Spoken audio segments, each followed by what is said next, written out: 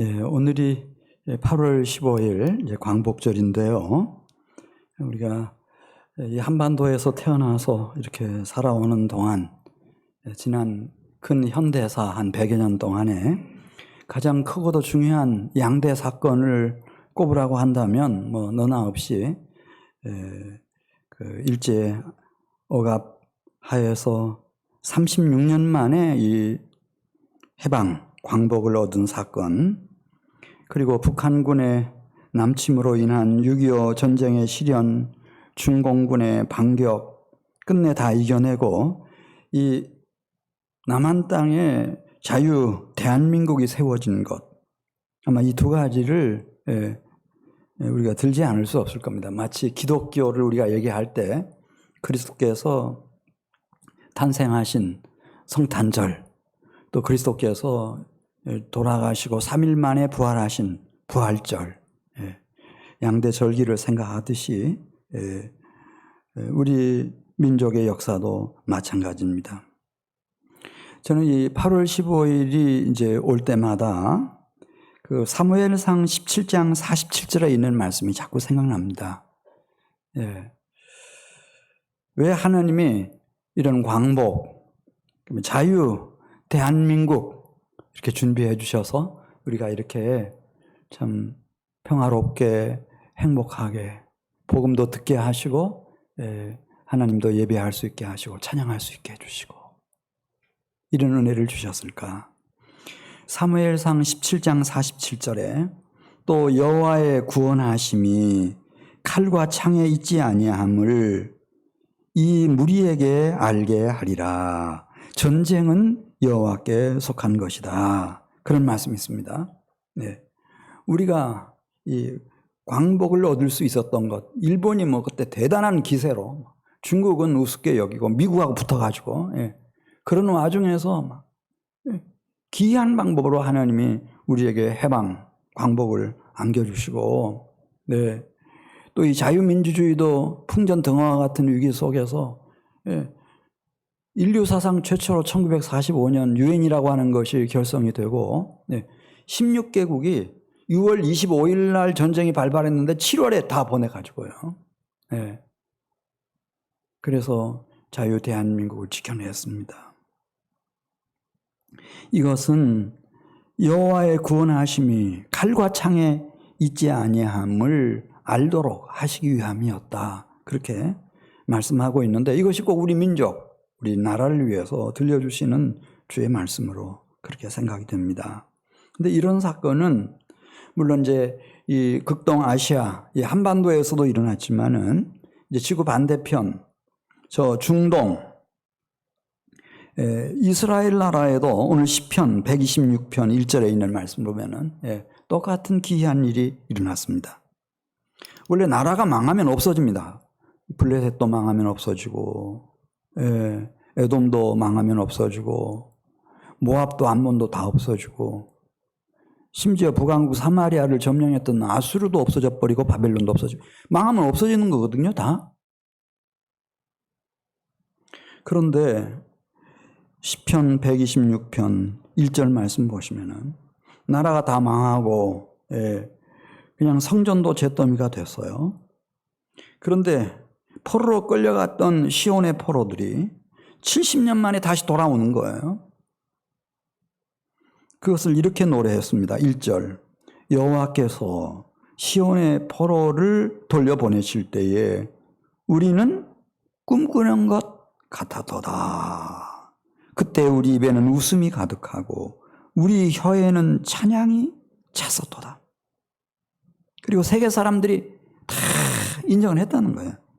어떻게 망하고 나서 일어난 나라가 없는데 저 이스라엘은 70년 만에 다시 성전을 재건하고 성벽을 다시 쌓고 국가를 다시 세워가지고 다시 일어났냐. 그때 문나라 가운데서 말하기를 그들의 하나님 여호와께서 그들을 위하여 큰일 대사를 행하셨도다 하였도다.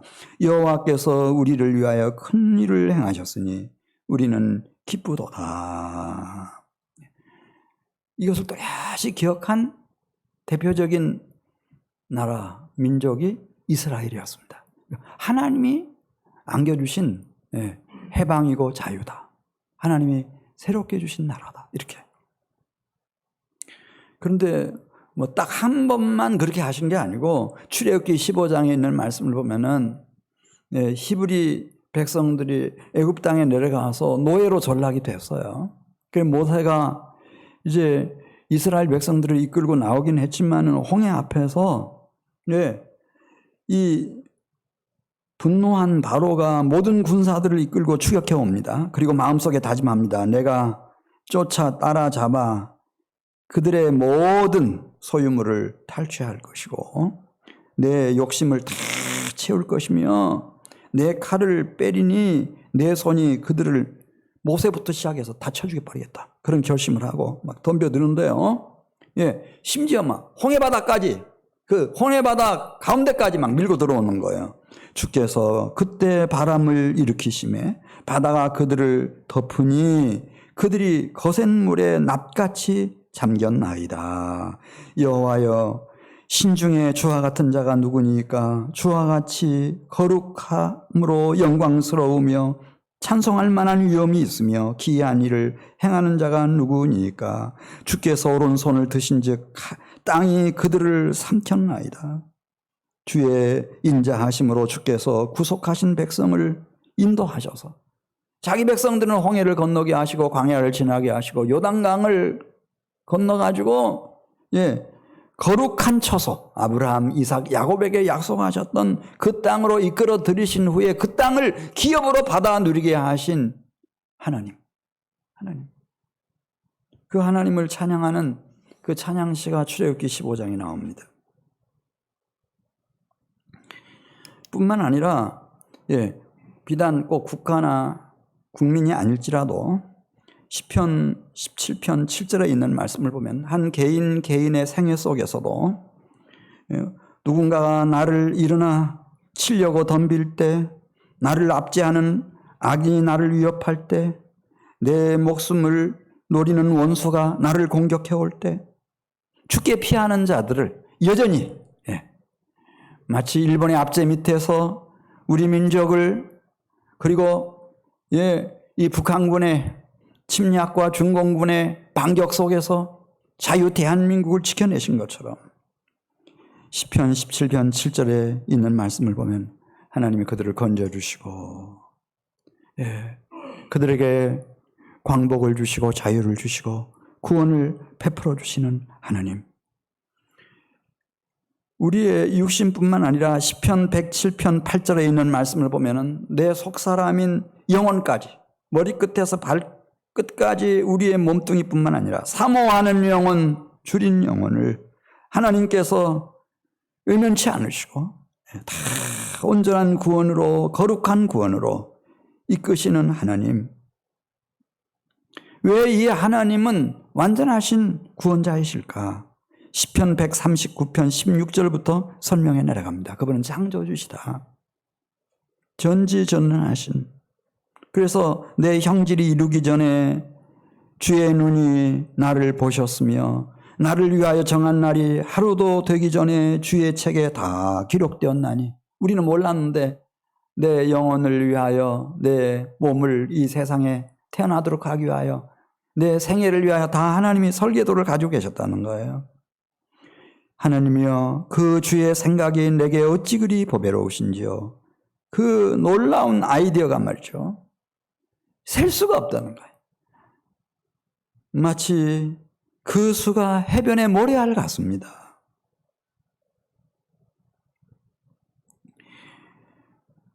그래 요엘이라고 하는 구약의 선지자는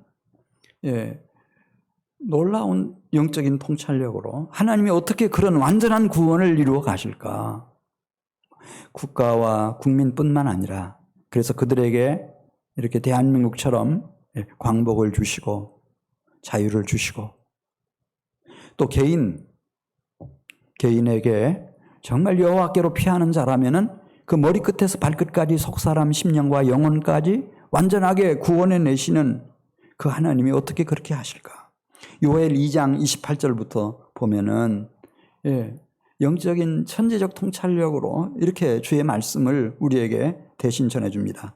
내가 내 영을 만민에게 부어주리니 그때 너희 자녀들이 장래일을 말할 것이며 너희 늙은이는 꿈을 꿀 것이며 너희 젊은이는 이상을 볼 것이다.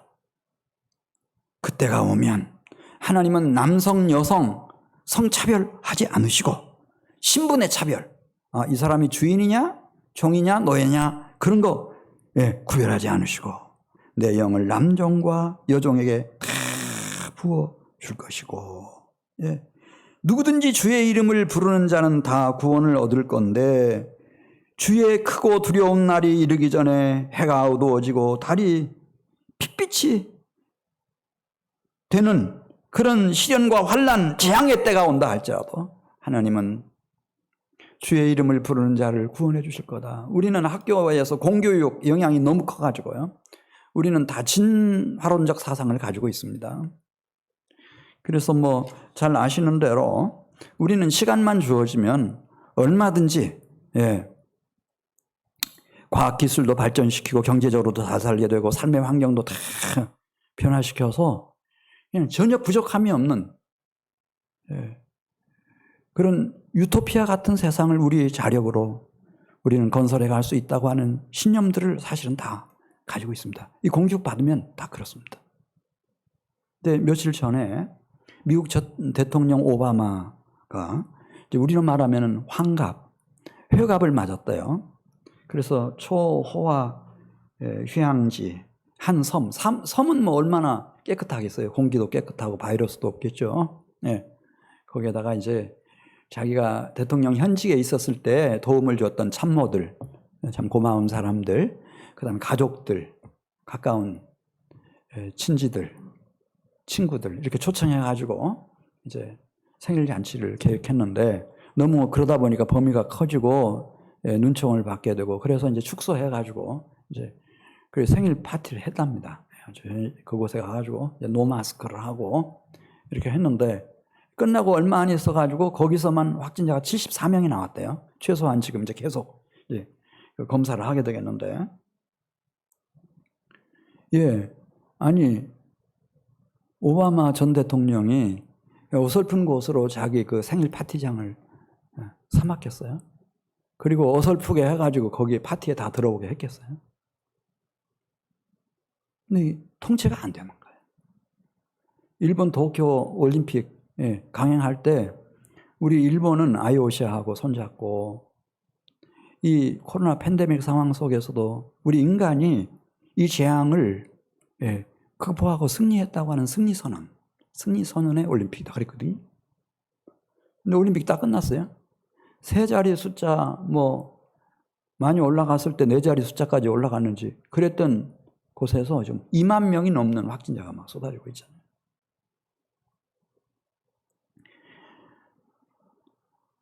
기상 관측을 시작한 지가 지금 142년 됐다고 합니다. 근데 기상 관측 사상 근 한 3년 동안 계속해서 막 이렇게 6월 달도 덥고 7월 달도 7월 달 금년이 제일 더웠대요, 세계적으로.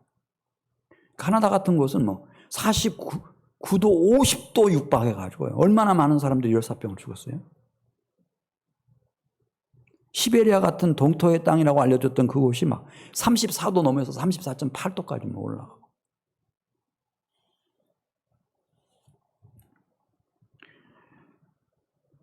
성경은 얘기합니다. 세상 끝날까지 이렇게 명암이 뒤섞여서 역사가 갈 겁니다. 그런데 그 이방의 대사도 바울이 로마서 10장 13절 이 요엘이 했던 말씀을 그대로 인용해서 누구든지 주의 이름을 부르는 자는 구원을 받으리라. 죽게 피하고 주의 이름을 부르는 자들에게 하나님이 베푸시는 구원의 역사가 이런 혼란스럽고 좀 위험한 시대에도 이루어져 간다. 왜 그렇게 하실까? 베드로 사도가 베드로 전서 2장 9절에서 그 이유가 있다는 거예요. 너희는 택하신 족속이요 왕 같은 제사장들이요 거룩한 나라요 그의 소유가 된 백성이니 너를 어두운 데서 불러내요. 이 어두운 데라고 하는 것은 이 죄로 말미암은, 죄의 저주로 말미암은 모든 시련과 환난과 재앙, 죽음의 흑암이죠. 거기서 불러내요. 기이한 빛에 들어가게 하신다는 거예요. 그 빛에 들어가게 하신 하나님의 아름다운 덕을 기뻐하고 즐거워하면서 노래하고 그 거룩한 영광을 찬양하고 성축하고 그 나라를 받들도록 하나님이 이 혼란한 그리고 위험한 상황 속에서도 다 일하고 계신다. 그런 말씀입니다. 그래서 오늘 이 시편 126편 1절부터 3절까지 있는 말씀을 보면은 하나님은 우리가 경험하는 것처럼 광복도 주시고 또 자유도 주시고 무엇보다도 영혼의 구원도 다 베푸시고 이런 놀라운 일을 지금까지 우리 적어도 대한민국의 근현대사 속에서는 누구도 부인할 수 없는 그런 일을 하나님이 해오셨고 이스라엘 백성들은 말할 것도 없고 그런 하나님이 인도하신 은혜의 역사이고요. 오늘 4절 가서 보겠습니다. 이 하나님의 그 광복을 주시고 또 자유를 주시고 구원을 베푸시는 이 은총의 역사는 지난날로 끝나는 것이 아니라 우리 4절 말씀 보겠습니다. 여호와여 우리의 포로를 남방 시내들 같이 돌려보내소서. 앞으로도 계속 남방 시내, 이 팔레스타인이 있고 남쪽으로 가면은 네게브라고 하는 광야가 있어요. 이 사막입니다, 여러분. 그게 무슨 개울이 있겠습니까? 시내가 흐르겠습니까? 그러니까 그냥 사막이죠, 사막에. 근데 이제 우기가 되면 비가 가끔씩 내리는데 이 골짜기 저 골짜기에서 막 갑자기 이 도랑물들이 합쳐져 가지고 막 시내가 흐르는데 강물처럼 흐른다는 거예요. 하나님 포로된 주의 백성들이 남방 시내들 같이 돌아오게 해주십시오. 이 기적이잖아요, 여러분. 사막에 어떻게 시내가 그렇게 강물처럼 흐를 수 있어요? 이건 누구만 하실 수 있는가를 지금 얘기하는 거예요. 하나님만 하실 수 있는 거예요. 인간은 안 돼요. 뭐 인공 강우 같은 걸 해도 구름이 있어야 어떻게 하지? 사막에 뭐 구름도 없고 안 되죠. 하나님이 하시는 거예요. 근데 정말 이스라엘 백성들이 남방 시내같이 돌아오잖아요. 70년 만에 1차 포로 돌아올 때도 막 그렇게 돌아왔고요. 그 다음에 79년 후에 끝난 줄 알았는데 또 돌아오는 거예요. 남방 시내처럼 막 돌아오는 거예요. 그리고 주전 444년에도 막 3차 또 귀환하는 거예요. 지금도 귀환하고 있어요. 우리 한반도가 강복을 맞고 참 우리는 참 남한은 이렇게 자유스러운 나라에서 이렇게 평안하게 참 살아가지만은 북한은 그렇지는 못하잖아요. 자유도 없고 복음 진리도 없고 양식도 없고 뭐 인권이 보장되는 것도 아니고 미래가 보이잖아요. 그러니까 죄송스러운 얘기지만 우리의 광복이라고 하는 것은 절반의 광복인 거예요.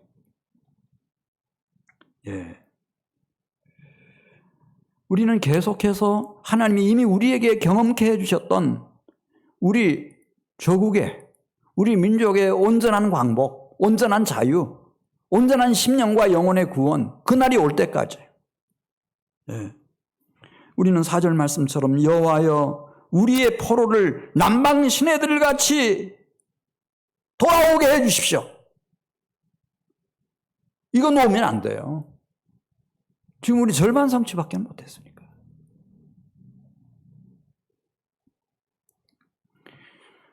하나님이 당신의 외아들 독생자를 보내셨을 때 그 나사렛 예수가 나사렛 회당을 찾아가요. 그리고 주일날 회당장이 이사야서를 이렇게 전해주니까 이사야서 한 곳을 펴가지고 이렇게 읽습니다. 주의 성령이 내게 임하셨으니 이는 가난한 자에게 복음을 전하게 하시려고 내게 기름을 부으시고 나를 보내사 포로된 자에게 자유를, 눈먼 자에게 다시 보게 함을 전파하며 눌린 자를 자유롭게 하고 주의 은혜의 해, 이 광복절을 말하거든요. 해방. 주의 은혜의 해를 전파하게 하려 하심이라. 그러고 나서 이 글이 오늘 너희 귀에 응했다. 포로된 자가 자유를 얻고 눌린 자가 억압에서 풀려날 것이며 희년 은혜의 해가, 이 광복절이 참된 자유가, 영원의 온전한 구원이 이루어지는 때가 도래한 거다. 자유에 대해서 막 얘기하니까 유대인들 중에서 예수님에게 호감을 가지고 예수님을 따랐던 유대인들 중에서 이렇게 반론을 폈어요. 예, 우리가 아브라함의 자손으로서 지금까지 우리가 뭐 종살이 했다든지 노예의 신분으로 전락된 일이 없거늘 어찌해서 선생님은 자꾸 우리한테 이렇게 자유롭게 되라고 말씀하시는 겁니까? 그때 예수님이 이제 요한복음 8장 35절에 있는 말씀을 보면 그 얘기하죠. 죄를 지으면 누구든지 다 죄의 종이 된다. 꼭 일본의 압제 밑에 있고 바벨론의 전쟁 포로가 된 사람들만 종노예가 아니고 아담과 하와 이후로 죄를 지으면 죄의 종이 된다는 거예요. 그러면서 그러므로 아들이 너희를 그 죄에서부터, 죄의 저주에서부터, 그 사망 권세로부터, 지옥 형벌로부터, 영원한 멸망으로부터 자유롭게 하기 위해서 왔고, 아들이 너희를 자유롭게 하면 너희가 참으로 자유로우리라.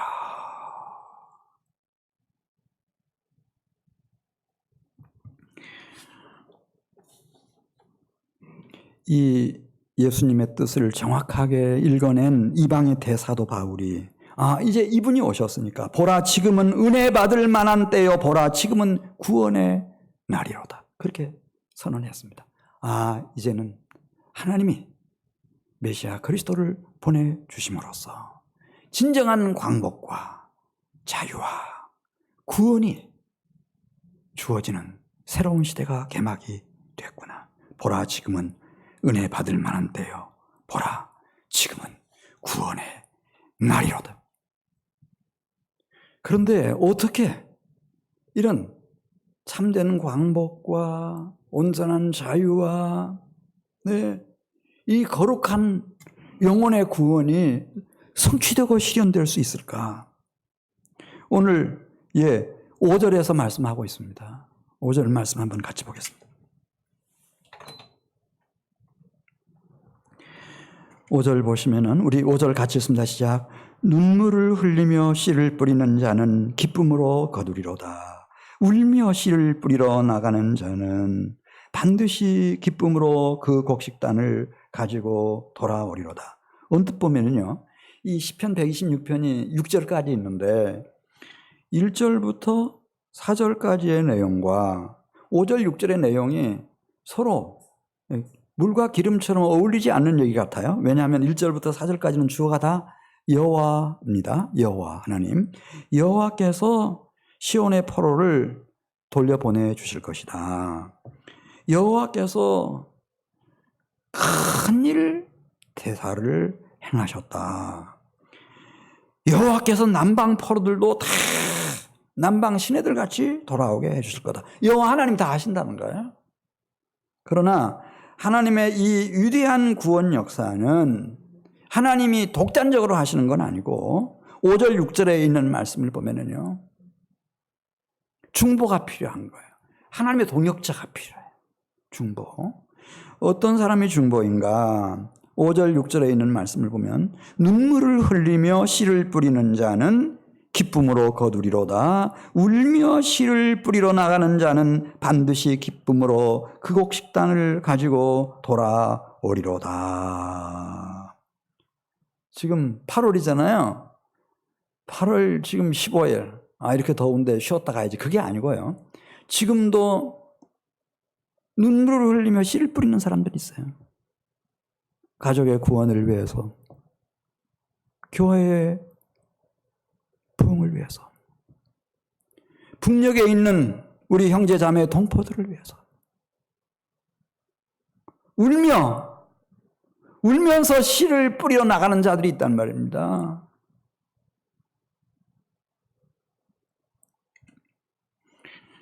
하나님은 독단적으로 이렇게 하시지 않아요. 꼭 동역자, 중보자를 찾으십니다. 예를 들어서 북왕국 이스라엘이 있고 남유다가 있을 때 북왕국은 아수르에게 멸망해요. 근데 남유다와 예루살렘은 왜 구원받았나? 그 중보자가 한 사람이 있었어요. 중보가 한 사람이 있었어요. 히스기야라고 하는 경건한 하나님의 종이었어요. 히스기야는 자기가 그때 쓰러지고 죽으면 어떻게 된다는 걸 잘 알고 있어요. 그런데 뭔 일을 할 것 같아? 사람이 느낌이라는 게 있잖아요. 예. 그리고 선지자가 와서 이제 죽음을 준비하십시오. 이렇게 통지를 해줬어요. 그 얘기를 전해 들은 히스기야가 얼굴을 벽 쪽으로 향하고 여호와 하나님께 눈물로 씨를 뿌렸다는 거예요. 예. 울면서 기도하고 부르짖었는데 그 기도의 내용이 심한 통곡의 기도였다는 거예요. 눈물로 씨를 씹는 거예요. 울면서 씨를 뿌려 나간 일꾼처럼. 그 하나님이 즉각 당신의 종 선지자를 보내가지고 이렇게 화답하세요. 내가 내 기도를 들었고 내 눈물을 보았노라. 내가 너를 낫게 하리니 내가 3일 만에 여호와의 성전으로 올라갈 것이다. 그렇게 말씀하셨어요. 스스로 속이지 말라. 하나님은 업신여김을 받지 아니하시나니 사람이 무엇으로 심든지 그대로 거두리라.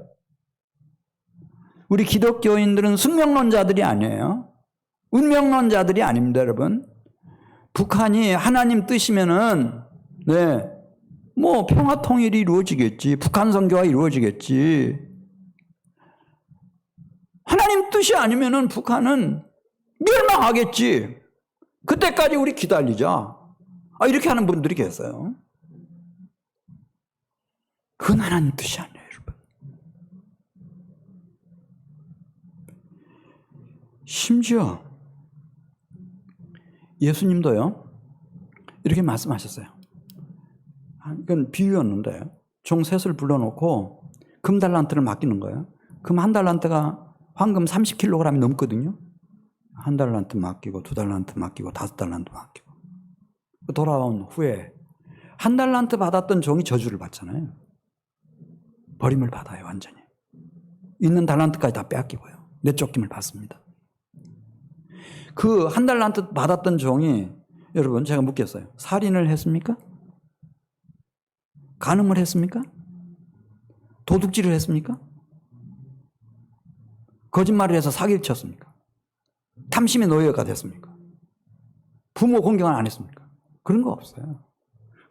무엇 때문에 그는 버림을 받고 저주를 받았나? 이렇게 그 종이 이렇게 씁니다.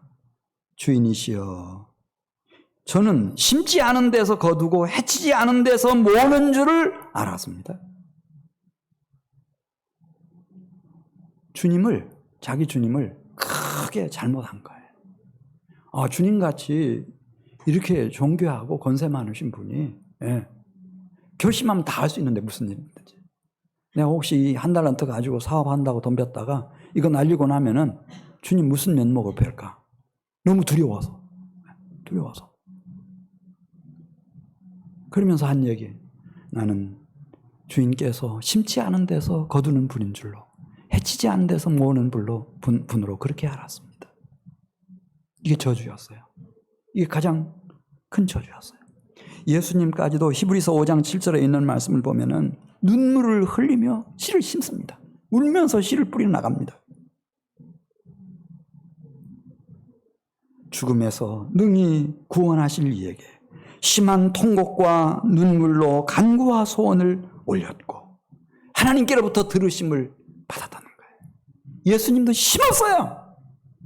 눈물로, 땀으로, 피로 자기의 모든 영혼까지 속건제물로 바쳐서 심었어요, 여러분.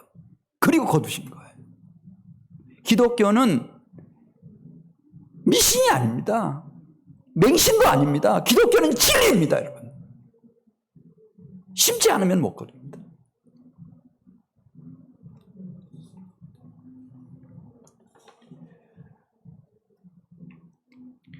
그래, 이 시편 126편 5절, 6절, 5절 6절에 있는 말씀, 이 말씀하고 구약 성경 중에서 가장 그 상관성이 있는 중요한 구절 한 곳 이제 다 찾아보시기 바랍니다. 이 말씀하고 연결시켜야 이해가 됩니다.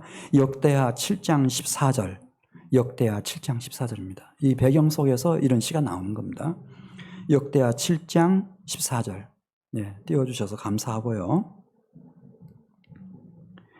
이 하나님은 말씀드렸잖아요. 유다의 구원을 위해서 중보가 있어야 됐어요. 히스기야가 그 중보였어요. 인류 사회의 구원을 위해서 중보가 필요했어요. 예수님이 그 중보였어요.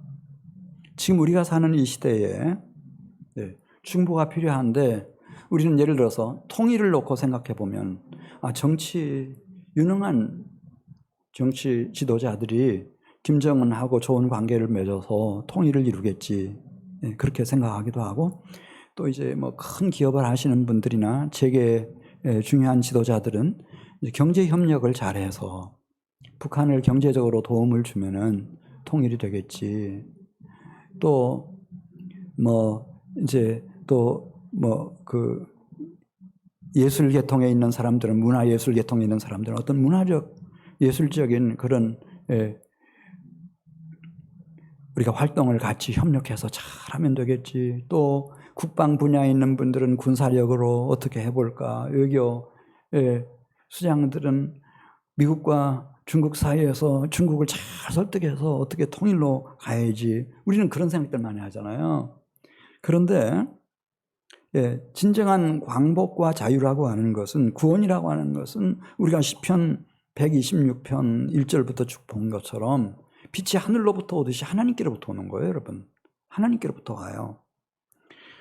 그런데 단 한 가지, 눈물을 흘리며 씨를 뿌리는 자, 울면서 씨를 뿌리러 나가는 중보가 필요하다고 하는 거.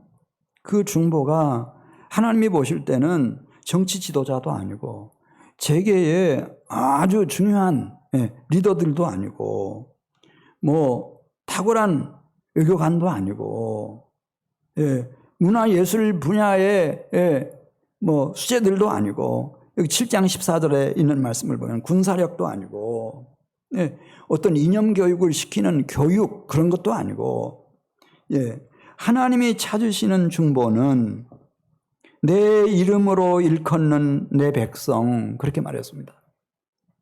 그러니까 하나님이 내 백성이라고 인정해 줄 수 있는 사람, 하나님뿐만 아니라 그의 가족들이며 그의 일가 친척들이, 친구들이 그 사람은 예수 믿는 사람이지, 하나님을 섬기는 성도지, 이렇게 일컬음을 받는, 내 이름으로 일컫는 내 백성, 그들을 하나님께서 중보로 삼으시고 동역자로 삼으셔서 그들의 죄를 사해 주시고 그들의 땅을 고칠 것이다. 지금 휴전선 이북에 있는 저기에 쌓여 있는 쓰레기 더미보다 더 끝이 어딘지도 알 수 없는 이 죄를 주님이 다 해결해 주시고 그 병든 땅을 고쳐주신다는 거예요. 우리 14절 말씀 같이 읽습니다. 시작. 내 이름으로 일컫는 내 백성이 그들의 악한 길에서 떠나 그들 스스로 낮추고 기도하여 내 얼굴을 찾으면 내가 하늘에서 듣고 그들의 죄를 사하고 그들의 땅을 고칠지라. 그런데 이게 이제 한국 사람이 한 번, 몇 번 읽고 딱 이렇게 그 기억하기 좋도록 번역을 하다 보니까 이 히브리어 원문의 그 순서를 바꿔놨어요. 그런데 저는 성경을 공부하는 사람으로서 그렇게 하면 안 되거든요. 이 순서도, 접속사로 연결되는 이 순서도 굉장히 중요해요. 다시 제가 뭐 다 충분히 이해하실 수 있으리라고 생각이 되고, 제가 원문 순서를 따라서 말씀을 드리겠습니다. If my people who is called by my name 내 이름으로 일컬음을 받는 나의 백성. 이게 참 중요한 거예요. 성도인데요. 네. 나의 백성. 왜냐하면 그 다음에 따라하는 거예요. will humble themselves. 이 사람들만이 humble이라는 말이 낮춘다는 뜻이거든요. 겸비한 심령이 된다는 뜻이에요. 우리 인간은 하나님의 사람들이 아니면은 자기를 낮출 수 있는 능력을 가진 사람은 없어요. 물론 이제 선거철 되면은 막 인사를 막 잘하죠. 막 90도 각도로 막, 예. 아, 저 사람은 표가 많다 그러면 막 90도 각도로 이렇게 하고. 그건 이제 그때뿐이지 정말 마음에서 우러나서, 예. humble themselves. 자기 자신을 겸비하게 할 수 있는 능력을 가진 사람이 없어요, 이 세상에는. 네. 그리고 이 겸비하게 한 사람은 표징이 딱 나타나요. and play. 무릎을 꿇는다는 거예요. 플레이가 기도하는 거잖아요. 십자가 밑에 나와서 주님 앞에 무릎을 딱 꿇어요. 아, 지금 상황이 좋지 않은데, 지금 교회 가면 안 되는데, 그렇게 해도 이게 사는 길이니까. and seek my face. 무릎을 꿇고 그냥 벌떡 일어나서 가버리는 게 아니고 seek my face. 내 얼굴을 구한다는 거야. 그 my face라고 하는 그 의미는요, 하나님의 임재 속으로 들어가는 거예요. 하나님의 실존 속으로 들어가는 거예요. 들어가죠. 그리고 접속사 and. 그러고 나서 they turn from their wicked ways. 그들이 지금까지 살아오는 동안에 관성의 법칙처럼 찌들어 있었던 죄악에서부터 돌이킨다는 거예요. 여러분, 교육으로 되는지 아십니까? 죄악에서 떠나는 거예요. 어림도 없는 얘기 마세요. 무슨 뭐 법제도를 강화해가지고 뭐 죄 지은 사람들 다 잡아다 감옥에 가두고 다 죽이면은 그러면은 죄가 없어질 것 같습니까? 천만의 말씀입니다. 그렇게 안 됩니다. 하나님의 임재와 현존 속에 들어가면, 그래서 빛이 이렇게 쫙 비치니까 이렇게 어두움이 다 사라지듯이 사람의 심령 속에서, 영혼 속에서 죄와 죄의 저주와 사망의 감이 다 사라지는 거예요. 그 다음에 then이라고 하는 접속사가 중요해요. 그렇게 하면 then I will hear them. 그들이 부르짖어 기도할 때 내가 응답하겠다는 거예요. From heaven. 하늘에서부터. 하늘의 영광의 보좌가 계시는데 거기서부터 하나님이 들으시고 응답해 주신다는 거예요.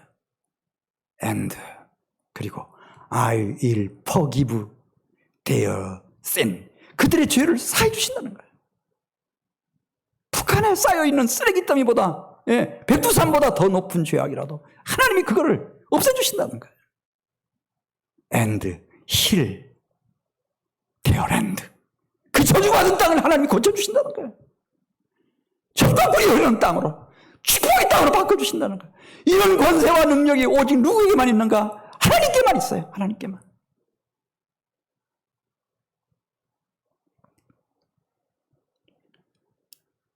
지금 한국교회는 처음에 북한 선교 막 김중곤 목사님 때부터 이렇게 하다가 지금 빨리 통일이 안 되고 나니까 이제 포기 상태로 들어갔어요. 포기 상태로. 근데 그건 아니에요. 눈물을 흘리며 씨를 뿌려야 돼요. 울면서 누군가는 씨를 뿌리러 나가는 자가 있어야 돼요. 우리는 지난 33년 동안 북한 선교를 위해서 줄기차게 기도해 왔습니다. 저는 많이 부족하죠. 그러나 이 기도만은 제가 놓지 않았습니다. 그리고 알았습니다. 러시아는 구소련은 나쁜 나라인 줄 알았는데 거기 정교회라고 하는 게 있습니다. 무슨 가톨릭하고 라이벌 관계의 종교인가 그런 정도로 생각했어요. 그런데 보니까 그 정교회 안에도 이 사람들이 삼위일체를 믿는 거예요. 삼위일체 하나님을 믿어. 성경을 하나님의 영감된 말씀으로 받아들여요. 중국하고는 달라요. 그걸 거기 하나 남겨놨어요, 하나님이. 그 이유가 뭔지는 모르겠는데 미국 사람들은 경쟁자라고 해서 막 꺼려하고 싫어하는데 한국 사람은 엄청 좋아해요.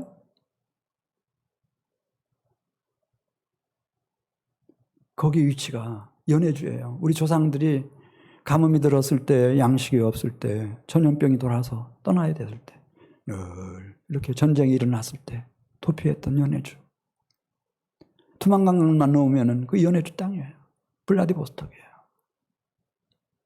거기에 러시아 정부에서 이 아시아 정책 하기 위해서 극동연방대학 세워놓고 국경선 넘어서 뭐 중국 유학생들 많이 들어와 있고 일본 유학생도 거기 동해만 건너면 바로 기니까 많이 들어와 있고 뭐 북한 유학생들은 말할 것도 없죠.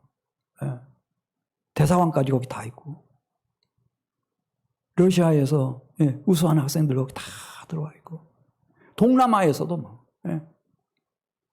베트남 같은 데서도 많이 다 들어와 있고 그래서 한국 사람들이 거기 뭐 한인촌도 있고 고려인들도 있고 막 다 그러니까 일찍 진출했어요. 진출해서 뭐 한인들만 사는 마을도 있고 다. 그래서 한국 사람들 대상으로 교회도 이제 장로교회에서 감리교회에서 뭐 이렇게 세워놨어요. 세워놨는데 그리고 또 국제학교도 세워놓고 근데 국제교회가 없는 거예요. 보니까 지금 러시아 법상 우리 한국 사람이 세계 선교 또 북한 선교 위해서 가장 자유스럽게 할 수 있는 게 국제교회거든요. 인터내셔널 랭귀지를 사용해서 다 인도 학생들이며 이 동남아에서 온 학생들 웬만하면 영어들 다 관심이 있고 또 영어 할 줄 아는 필리핀에서 온 학생들 뭐 그런 학생들과 더불어서 또 그들로부터 미국, 중국, 북한 유학생들은 영어 배우고 싶어가지고 심지어 러시아 학생들까지 영어 배우고 싶어서 안달이거든요, 지금. 그래, 이렇게 다 하나님이 길을 예비해 놓으신 것을 보고도 우리가 침묵하고 눈을 감아버리면 그건 직무유기라고 저는 생각돼요. 우리가 가서 여기 다 있어요, 한민교회는요. 겉보기에는 이게 약한 교회 같죠, 한민교회가요? 그렇지 않아요. 다 있어요, 여기. 아까 특성 들어보셨잖아요. 뿐만 아니라 구석구석에 다 있어요. 오늘 말씀 같이 읽고 마치겠습니다. 우리 5절 6절 말씀입니다. 시작. 눈물을 흘리며 씨를 뿌리는 자는 기쁨으로 거두리로다. 울며 씨를 뿌리러 나가는 자는 반드시 기쁨으로 그 곡식단을 가지고 돌아오리로다. 할렐루야. 신기하게 우리가 사는 이 시대만 러시아보다 우리가 모든 면에서 거의 앞서 있어요. 뭐 의학이면 의학, 뭐 컴퓨터 다루는 기술이면 컴퓨터 다루는 기술, 영어면 영어, 모든 면에서요. 하나님 이상하게 만들어놨어요. 지금 그래요, 지금. 한국 사람 무시하는 사람 하나도 없어요. 미국은 아시아 사람들, 아시아계 사람들 막 테러도 하고 욕도 하고 그렇게 하지만 러시아는 그렇지 않습니다. 북한에서 온 사람들은 아주 심사를 까다롭게 하지만은 대한민국에서 온 사람들은 프리패스예요. 이렇게 좋은 천재 일루의 기회를 만들어 주셨을 때 이제 우리는 깨어나서 지금이 무슨 선교할 때냐 자꾸 그렇게 하지 마시고 울면서 씨를 뿌리러 나가는 자는 정령 기쁨으로 그 단을 가지고 돌아오리로다. 우리가 어떻게 정말 북한 선교와 그 어려운 시기에 북방 선교와 아시아 선교를 위해서 세계 선교를 위해서 쓰임 받았는지 이제 보니까요. 교회 덩치가 크고 작고는 건 별 의미가 없어요. 너무 분산돼요. 그렇게 하면. 우리는 한 가지 목표. 아무것도 안 했잖아요. 우리는. 이제는 한번 해야 되잖아요.